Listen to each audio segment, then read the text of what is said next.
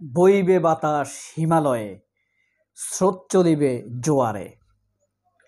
আজকে যে ঝড় আসিবে, ছাড়বে না তো তোমারে। বুঝতে পারছেন? বিএনপি বিপদে আছে। ভোট হোক আর নাই হোক, ইউনূস সরকার থাকুক আর নাই থাকুক, বিএনপি কিন্তু বিপদে। এটা কিন্তু সত্যি। কত মুখী বিপদ জানেন? বিএনপির সবচাইতে বিশ্বস্ত ফিগার, সর্বময় শ্রদ্ধেয় নেত্রী খালেদা জিয়া খুবই ক্রিটিক্যাল অবস্থায়। তার জন্য বিএনপির নেতাকর্মীদের আন্তরিকতা প্রশ্নবিদ্ধ। দেশের সাধারণ মানুষ তার জন্য যে শ্রদ্ধা, ভালোবাসা, দোয়া প্রদর্শন করছে, তাতেও বিএনপি ক্ষুব্ধ। কারণ সেই পরিমাণ ভালোবাসা বিএনপির নেতাকর্মীরা দেখাতে পারছে না। আর তাদের মনের ভিতরে সবচাইতে বড় দুর্বলতা যে তারা তো আসলে খালেদা জিয়াকে ওন করে না। এখন জনগণ, সর্বশ্রেণীর জনগণ খালেদা জিয়াকে যেভাবে দোয়া করছে, ভালোবাসা প্রকাশ করছে, কান্নাকাটি প্রকাশ করছে, তাতে ফখরুলদের মনে বা ফখরুল চক্রের মনে ভয় দেখা গিয়েছে।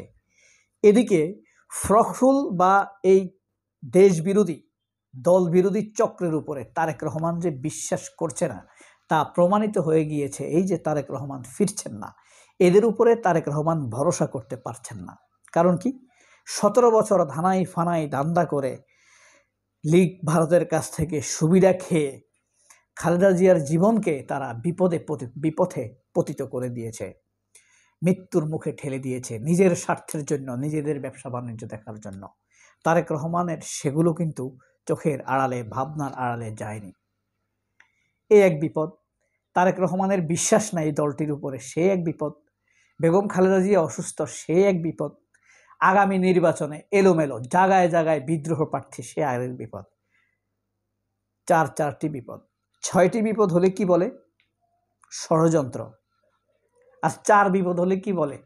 চতুর্যন্ত্র। 4 দিক থেকে বিপদ যখন আসে তখন চতুর্যন্ত্র। আর 6 দিক থেকে বিপদ আসলে কি বলে? ষড়যন্ত্র বলে। এদিক থেকেও আসে, এদিক থেকেও আসে, ওই দিক থেকেও আসে, পিছন থেকে আসে, উপর থেকে আসে, নিচের থেকেও আসে। সেটা হইল ষড়যন্ত্র। এখন তাদেরকে কে রক্ষা করবে এখান থেকে?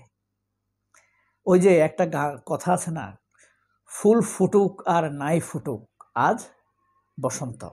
নির্বাচন হোক বা না হোক, তারেক রহমান আসুক আর না আসুক,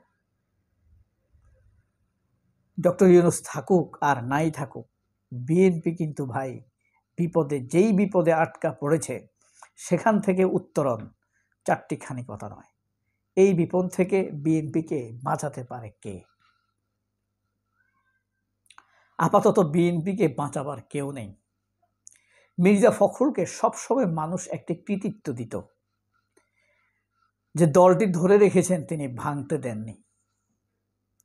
আসলে দলটাকে অর্ধেক বিলুপ্ত করে দিয়েছে মির্জা ফখরুল, ভাঙার প্রয়োজন হয়নি। যদি ভাঙতো তাহলে 2টি পার্ট হতো, এ একটা শক্তিশালী পার্ট, এ একটা শক্তিশালী পার্ট। খালেদা জিয়া, তারেক রহমান দুজনে এসে এই 2টি পার্টকে আবার মিলিয়ে দিতেন, ঠিক না? ব্যালেন্স হয়ে যেত। কিন্তু এখন কি হয়েছে? একটা কেটেই ফেলেছে মির্জা ফখরুলেরা। এখন বিএনপির অবস্থা খুবই দুর্বল। কিভাবে কেটে ফেলেছে? বিএনপির যে শক্তিশালী অংশ, যেমন যেই গ্রুপটি বদরুদ্দোজা লালন করতেন, সেই গ্রুপের কোনো নেতাকেই আর ফখরুলরা উঠতে দেয়নি। এই কারণে বিএনপির বিভাজনটা দেখা যায় না।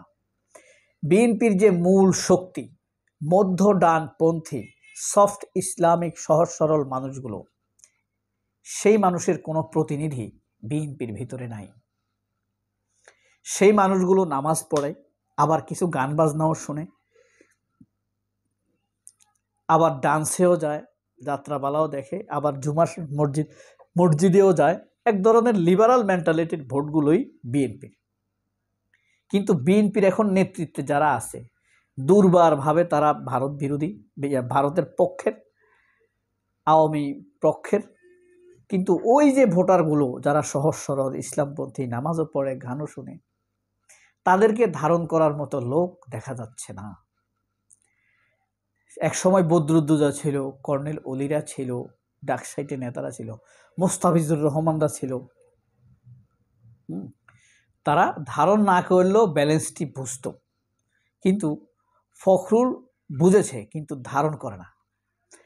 ফখরুল চলেছে চিরকাল বামদের আশায়। আপনি দেখেন বিএনপির স্থায়ী কমিটিতে ছাত্রদলের কোনো নেতা আছে? উত্তর দেন তো। 40 বছর ধরে একটি দলের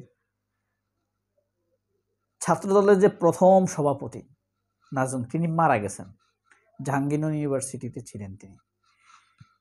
তারও সৌভাগ্য হয় নাই বিএনপি স্থায়ী কমিটিতে ঢোকার। এক আছে এখন রিজভী,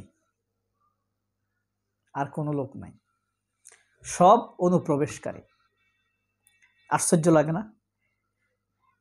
45 বছরের একটা দল, সেই 80 সাল থেকে, 45 বছর না, এখন 79, আরও আগে তো প্রতিষ্ঠা হয়েছে। আমি শহীদ জিয়ার ইন্তেকালের পরের কথা বলছি। 40 বছর, 45 বছরে কি একটা নেতা তৈরি হয় নাই যে মহাসচিব হইতে পারে? এই যে বাম সিপিবি বা ভাসানীপন্থীরা ছাত্রদলকে ক্যাপচার করে রাখছে, তার প্রমাণ কি দেখেন। হাবিবুর নবী খান সোহেল পিওর একটা জাতীয়তাবাদী লোক, তার কি অবস্থা? নমিনেশনই দেয় নাই। স্থায়ী কমিটি তো বহুত পরের বিষয়। একটা দেখতে পারেন, এক রুহুল কবির রিজভী আছে, আর আস্তে আগানো হচ্ছে কাকে? অ্যানিকে, শহীদুদ্দিন চৌধুরী অ্যানিকে। কারণ অ্যানি আওয়ামীপন্থী। অ্যানির বাপ মা, ভাই বোন, শ্বশুর শাশুড়ি, বউ সব আওয়ামী লীগ, শহীদুদ্দিন চৌধুরী। এই কারণে তাকে সামনে আনতেছে। অ্যানির শ্বশুর আওয়ামী লীগ, অ্যানির ভাই আওয়ামী লীগ। এখন বিএনপিতে তাকে আনা হয়েছে, অ্যানির ভাইকে। তার নাম সম্ভবত হ্যাপি, ঢাকা ইউনিভার্সিটি ছাত্রলীগের নেতা ছিল। এখন বিএনপিকে তছনছ করে দিয়ে তার এলাকায় সে তার ভাইকে হয় উপজেলা চেয়ারম্যান বানাবে, নয় পৌরসভা চেয়ারম্যান বানাবে, নইলে জেলা বিএনপি সভাপতি বানাবে। সে গোঁ ধরছে। তার এই গোয়ার তুমিকে রক্ষা করতে গিয়ে বিএনপি 5-6 ভাগ হয়ে আছে ভিতরে ভিতরে। গেলে কেউ যদি যান অথবা লক্ষ্মীপুরের মানুষ বুঝতে পারবে। তাহলে এরা কেউই বিএনপিকে অন করে না। এবং এই অ্যানি 14 সালে, যখন 14 সালে ইলেকশনে খালেদা জিয়া অংশগ্রহণ করেন নাই, বিনা ভোটে, ভোটারবিহীন ইলেকশনে, তখন সে সমালোচনা করত যে খালেদা জিয়া ভুল করছে, নির্বাচনে যাওয়া উচিত হয় নাই। এইভাবে খালেদা জিয়ার সমালোচনা করত। তাহলে বুঝেন কোন পথে বিএনপি আছে, কোন দিকে যাবে, কার চ্যালেঞ্জে কে আছে।